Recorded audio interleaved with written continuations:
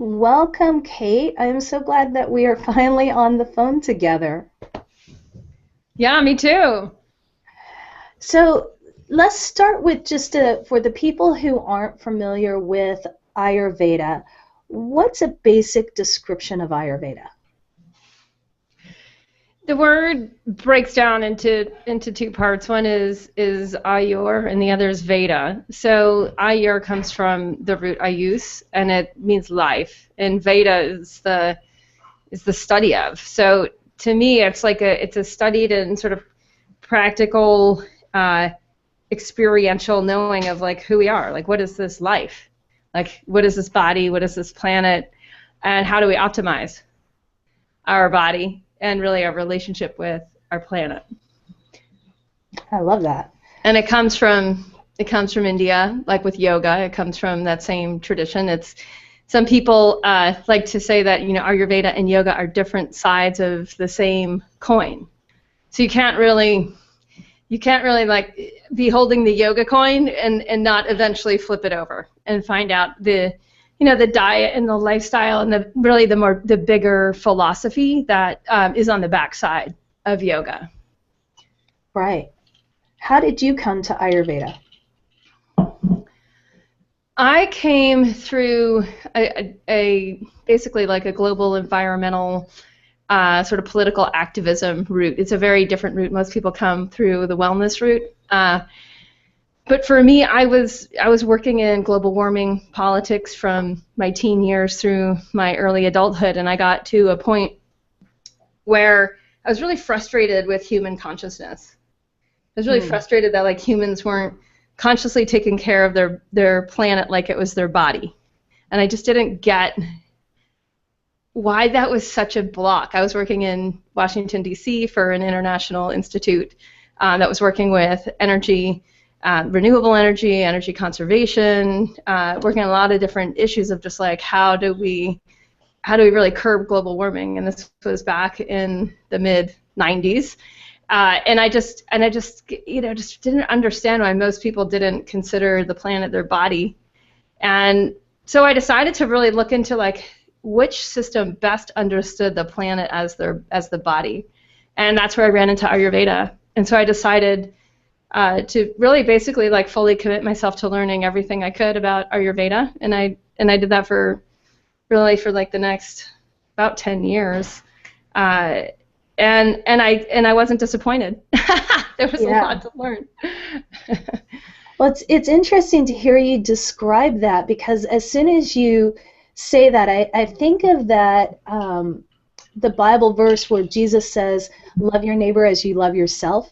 And that has always intrigued me, because when you boil it down, that love yourself part is the hardest thing. So when you're talking about why don't people love the planet as they love their body, how few people I know that really love their body.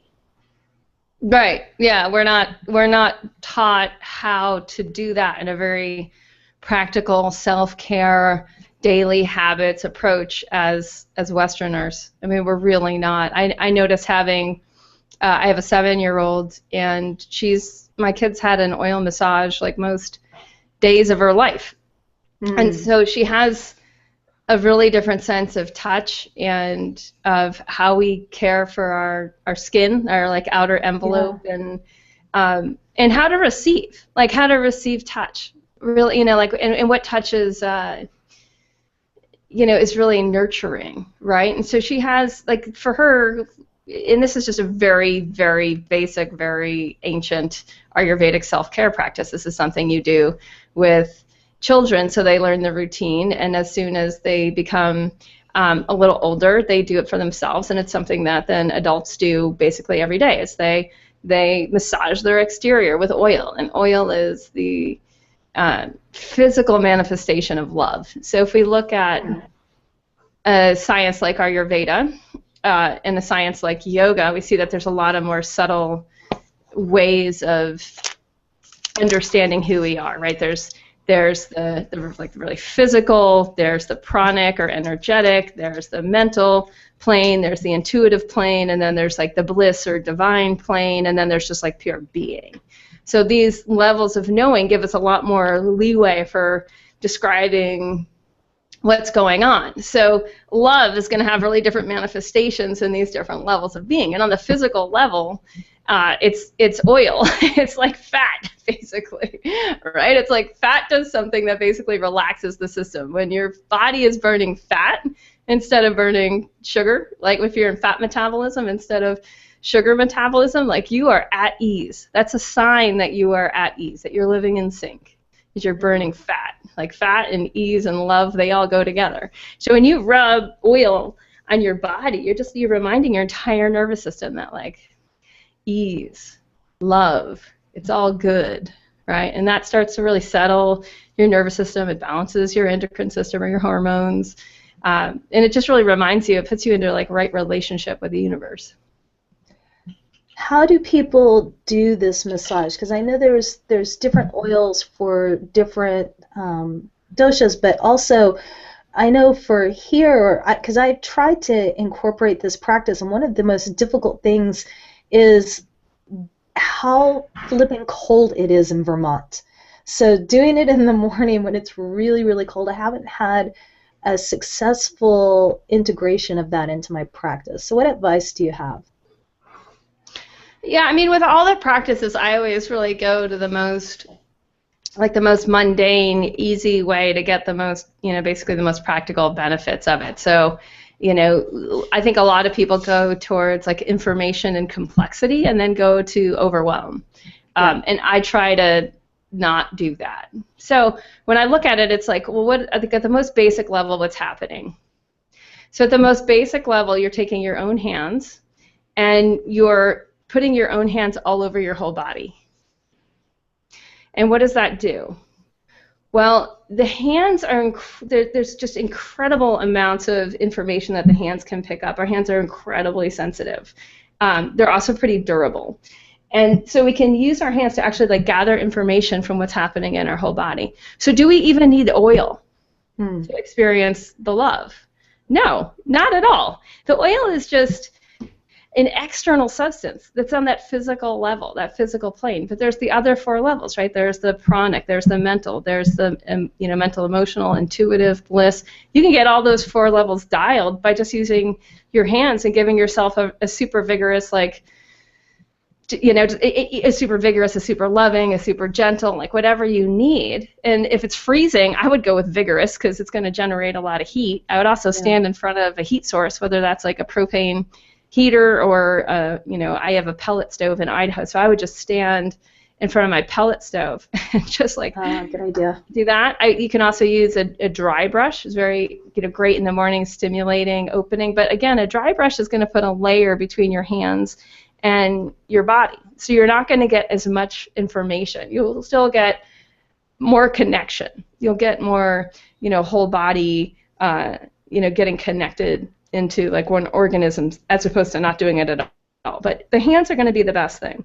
As far as oils, a lot of it depends on a lot of different factors. This practice comes from India. A lot of the Ayurvedic oily practices come from South India, where there's outdoor showers. We're not dealing with like indoor plumbing here.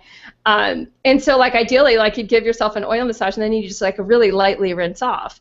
If you're if you're a Westerner dealing with modern plumbing, which almost everybody is who's listening to this, you're going to have to deal with things like oil and drains and stuff like that. And it's like, do you really want to deal with that? Personally, I do, and I don't mind. Like other people, it's like it's a bigger issue. There's like discussions on forums of like, how do you get your oil from your abhyanga? It's called an abhyanga practice. How do you get that out of your drain? Right? So use less oil is one. Putting on oil after you shower is another. I do that one a lot, where I'll just rinse off and then I'll take a light amount of oil. I'll keep it in my shower, and while my skin is still wet, I'll just I'll just kind of rub it into my skin, and then I'll just towel dry off. Do my towels get oily? Yes, they do get oily. And then oily towels are a whole other issue. You need to wash them separately than your other towels, and if you dry them, they can blow up your dryer. Like there's issues here to kind of work around. I don't use much oil, so my towels don't get very oily. It's not a big deal, and I can wash them all together, and I use a heavier detergent with them, kind of thing. So it's like for people just listening and like, oh my gosh, this sounds like a bigger deal. Just start with your hands, and when you wake up in the morning, the scoop is to like hydrate and eliminate, and so that your channels are empty, having a full bowel movement in the morning. This is how your body's designed. It's like to hydrate and to use that hydration to create some downward flow for proper elimination. Now you're on empty. You have like an open central channel. Now when you take your hands and you rub it all over your body, it's just increasing like connection and there's a little bit of friction, so it's a little bit of heat, movement, and it's a stimulating practice. Like it's making you more awake and integrated. Do you need the oil? Again, it's secondary, right? So if you're not ready for the oil, don't worry about it. If you are ready for the oil, great. Does the type of oil matter? There's body types and the types of oil matter, but in general, it's like you could also look at climate. If it's cold out, you're going to want to use an oil that's more warming, like sesame is a warming oil. I live in Mexico in the winter, so I use an oil that's just more of this climate and is cooling. I use coconut oil.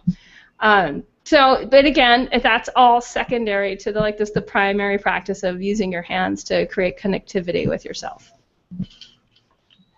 You mentioned the digestion and elimination, and one of the things that in learning about Ayurveda through yoga has really struck me this go around, because I'm doing my advanced teacher training, and this round. So the first time I learned it, it was very basic. And this time, the person teaching us brought in that concept of the balance with the ingestion, digestion, assimilation, and elimination. And this really struck me on a lot of levels. So I'm wondering if you'll talk to us about how that plays out both in the physical level, but also in the mental, emotional level, and how we can take some steps to bring more awareness and balance. Yeah, sure. So, I mean, if we really look at it from a systems approach, it's like you've got your body, and then you've got the ecosystem or the ecosystems that feed your body, and then you also have the reverse of that, of like how do you then take care of the ecosystems that support your body as if they are your body, because essentially they are. Right? Like if they become your body, then they are your body. So you see the full loop of that?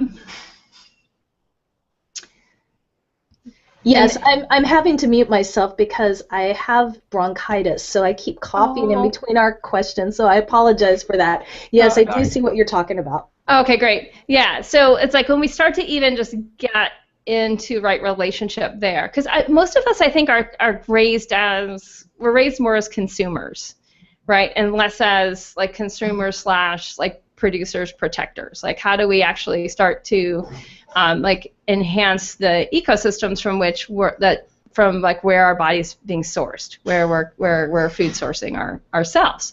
And when we start to do that, we start to get aware of these whole other levels of of connection and of what we're actually receiving from what we're eating. So if we look at Native American traditions, a lot of us are familiar with how Native Americans would really honor the spirit of the animal. They make use of all parts of the animal. They considered the animal to become part of them and to basically lend the power, the particular animal spirit power to the consumer, to the person that was eating it. So they were actually like giving back just in the way that they were receiving. They were actually honoring the whole animal, the connection to the animal, the ecosystem, and the like doing something with the energy from the animal that they were receiving. And when we have that, what happens is we actually start to absorb. We basically get to absorb all these different like qualities, including the qualities of love, qualities of power, whatever any particular plant we might be eating. That plant is its own organism. It has its own intelligence. It has its own gifts, or in Ayurveda we might say like prapas. It has its own unique essence, or bhavana, right? It has its It has a ton of information in there, and it's giving itself to you so that you can absorb that. When we start to absorb at that level, we need less. Like we start consuming less because when we're consuming so much more. Like we get so much more. And people that grow their own food, or people that I love to forage or harvest wild foods, and including I forest when I live in Idaho in the 6 months of the year. I forest a lot of the invasive weeds and eat them. Ones that haven't been sprayed with petrochemicals from neighbors or from local governments. And I ingest them, and I take in the spirit of the plant. And they have much more intense flavors. They have anyone who's into like wild, foresting. There's a great website too, eattheinvaders.org. Oh, nice. I feel like this is part of a worldwide movement that's starting to happen. And basically what happens is we just get we get more connected on all these different levels, so that we're not just eating for the physical, like for the calories or for this amount of fat or this amount of carbs or this amount of niacin or this amount of vitamin A, or right, like all these different little phytonutrients, but we're getting much more of like the whole package, including the intelligence of. It's really cool, actually. If you look at all the autoimmune issues arising now, and we look at the immunity of plants, like an invasive weed has an amazing immune system. It can grow in all these different climates and all these different places of the world. It's a permaculture plant that's pulling nutrients from taproots that go way beneath all the disturbed soil. Right? That's why they survive, is because they can like get down deep, pull the nutrients through the disturbed crust of the earth and bring them back to the surface to create more topsoil and to really plug a lot of those deeper phytonutrients and minerals into our body. So when we get tapped into like what's happening through that whole process, we start to absorb more. We start to see like, oh, I want to have right relationship with the plants that are thriving right now, even if they have bad names like invasive weeds or right, and all of a sudden we're getting connected. Now those plants, because they survive in these intense atmospheres, intense climates and whatnot, they're actually able to lend you immunity.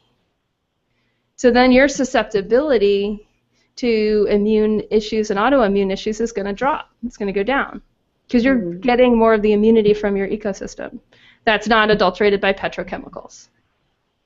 Gotcha.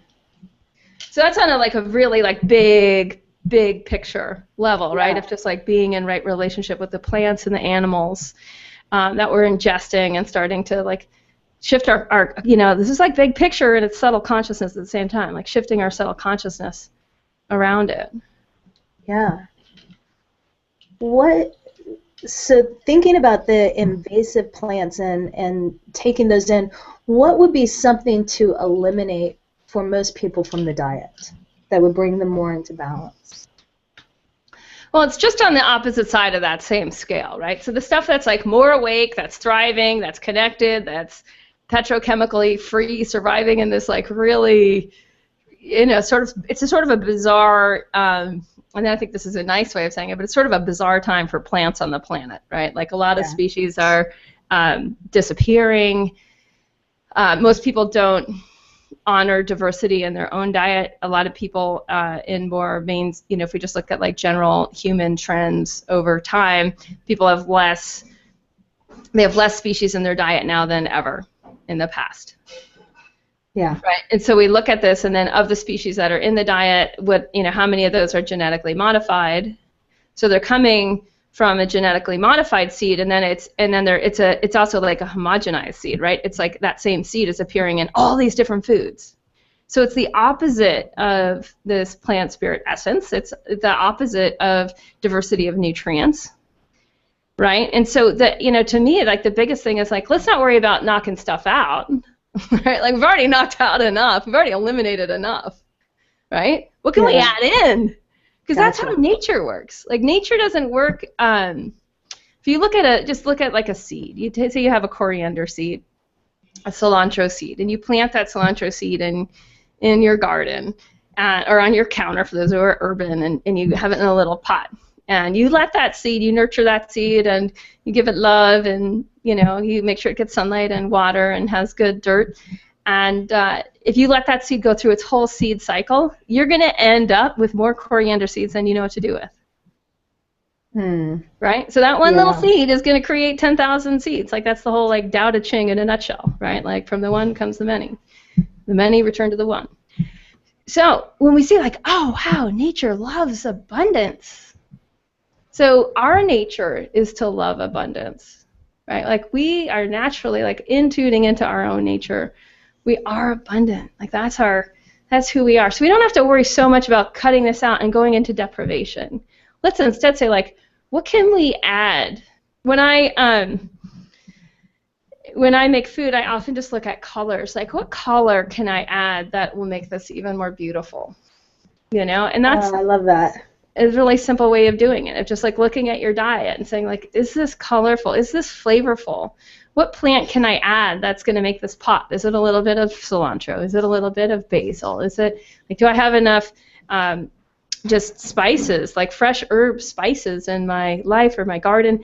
At home in Idaho, I will grow a lot of different just these plant spices in my garden, and then I'll just dry them and I'll use them throughout the year. So even if you're using them fresh in the summer, if you grow them, you can use them dry in the winter.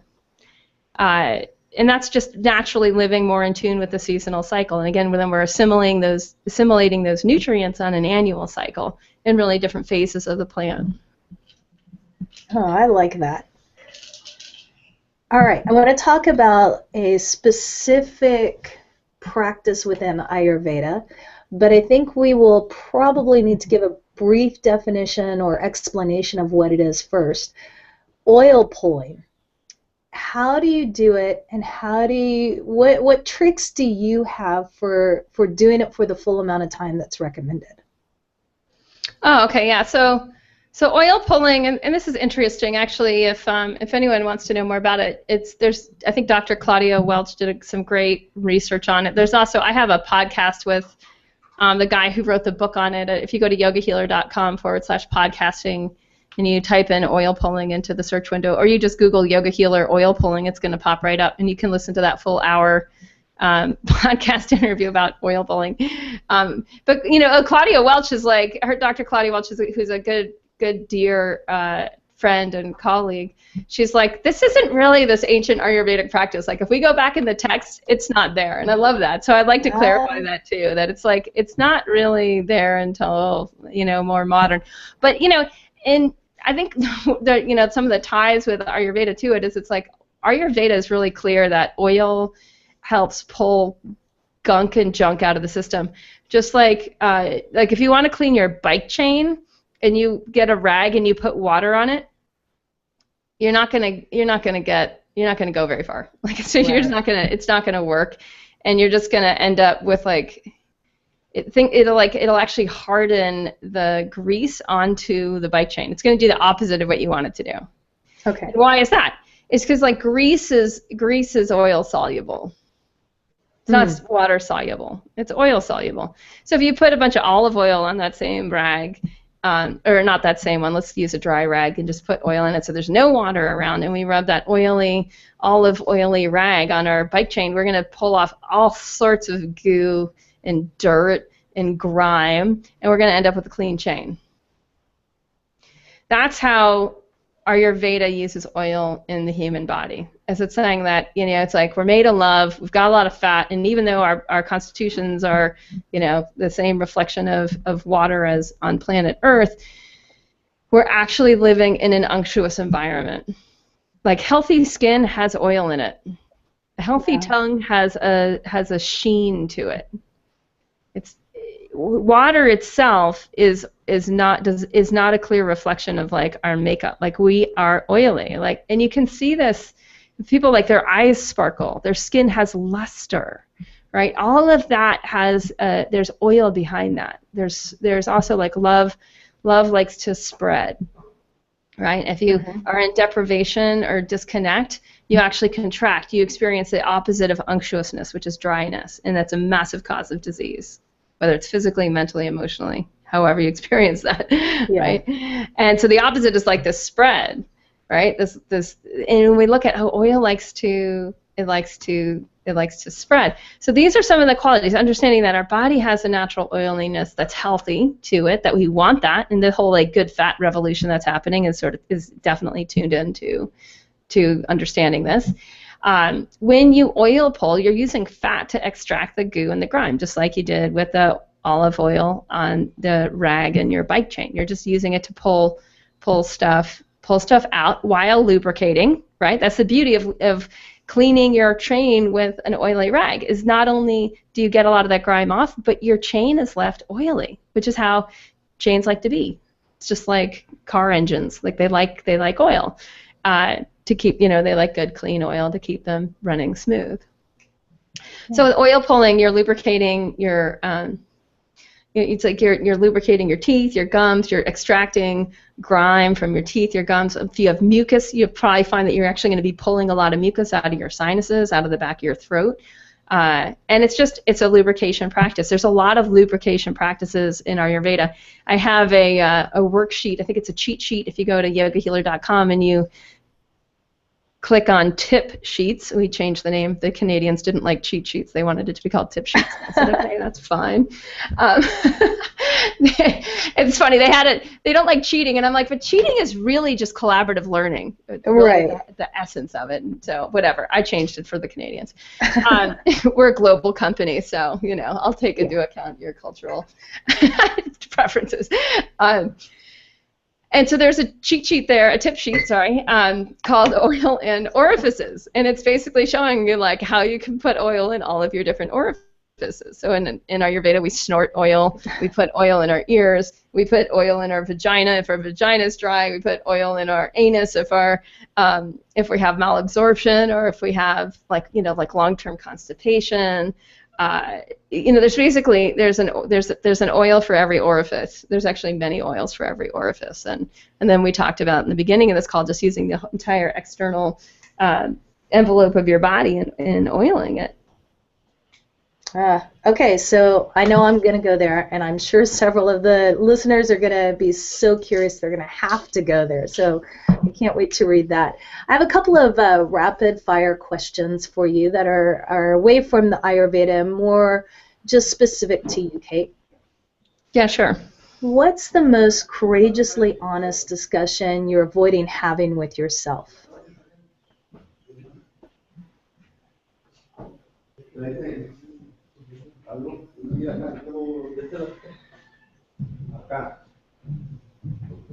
Did I lose you, Kate? No, I'm just trying to think. Like I'm not nothing's really registering. I don't know why. I just don't feel like I avoid much.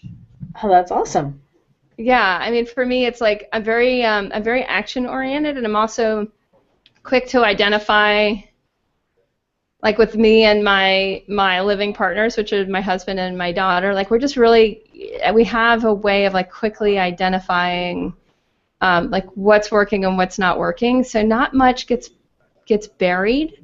Yeah. I'm into a lot of transparency and really like living not according to rules or societal norms or conventions and whatnot. I mean, that's part of why we live in Mexico half time. And so I was like, I felt like a lot of the ways that I was thinking were more in tune with American culture than I wanted them to be. I kind of wanted to loosen up some of those mores and assumptions, and it's also why I took my work online. I used to work locally, and I just felt like, wow, I could just be so much more free and really explore what kind of impact I could have, and really what my core messages are if I just was just a lot more flexible, and in which online gives us an enormous amount of flexibility, as you know, and in terms of like who we reach, what we message, how we get it out there, who we play with in our playground that we create, and so I don't really feel like and I could be wrong, but like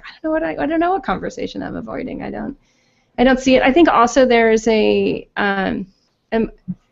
I'm honest with myself about my practices. I have a yoga health coaching certification program, which has been really like the biggest thing I've ever done or created. It's a very powerful program that takes people about 15 months to go through. It's for wellness experts and yoga teachers. We've got doctors, nurses, Chinese medicine people, we've got all sorts of people, Ayurveda people, lots of people in there who really want to take their career and their income and their impact to the next level. And it's a very direct kind of training program where they go through with a yoga health coach first, and they experience like 10 weeks of, habit by habit, evolving their own personal habits in line with Ayurveda and in line with the modern science of habit change and in line with evolutionary group dynamic work, to really like get into a whole level of integration themselves that they have an experience. Like integration and integrity to me are the same thing. So they're in a different level of integrity, and then they go into a training program that helps them basically lead groups like that in their work. And it also teaches them the income model to do that. And so there's something that I have sensed for me and like creating that program and the way that the way that it's structured, the way it kind of like came through me to do this work, and the sort of results that we're getting, and all these yoga health coaches leading these groups all over the planet. That's like, it keeps me from not burying stuff. It like keeps me from not avoiding stuff, because I think for any of us who really are committed to exploration and personal practices on and off the mat every day, these daily practices that the yogic path really helps us commit to. Really, I think any spiritual practice and any mind, body, physical practice that has a component of like just deep honesty and integrity with all parts of the self, then we just end up like really in a more growth oriented relationship with like, well, who am I and who do I want to become? And anything that seems like I feel like there's just less to push away from as more of the self gets revealed. I really have to acknowledge and commend you for how you show up in life. It really is inspirational, and your program truly sounds like paradise for me. So thank you for doing what you do. It's truly amazing, and I love following your podcast and your videos. I have learned a tremendous amount from you, including, and this may be too much information, the importance of 18-inch bowel movements, which I never thought I would be excited to look down at poop and go, yay! So I have one last question for you. What does whole being mean to you?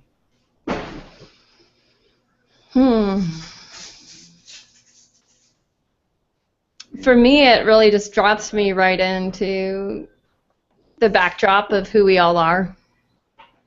It's our essential nature that's always already arising. It's already right there.